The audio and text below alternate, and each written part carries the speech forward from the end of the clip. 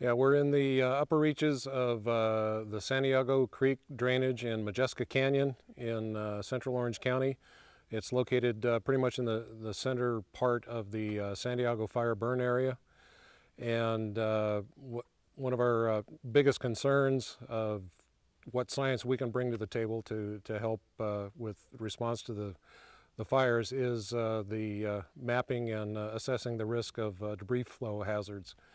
And where we are right here, I can look around. Where I'm standing has the appearance of being a relic of a previous debris flow. There's a lobe of material here. It's kind of domed in the center. I can see at the base of the bushes there's rocks and sand and mud pushed up against them. You can see over here on the bank there's poorly sorted material, larger boulders, all jumbled up. A debris flow comes down as almost like one solid unit with a very small proportion of water in it. With the steep slopes, the recently burned hillsides, there's a pretty much unlimited supply of material that with a very minor amount of brief duration intense rain can get these triggered and moving down this canyon.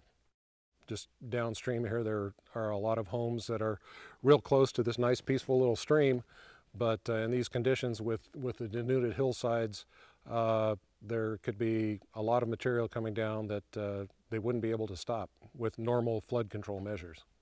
After the 2003 fires, it was pretty much a El Nino neutral year, and we had one storm come in on Christmas Day that produced majority of our rainfall for the year over a 2-day period.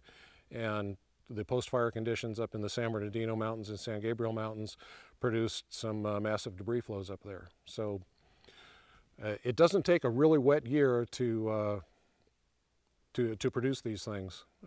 If one heavy rainfall cell happens to come up and hit over this basin, that could do it.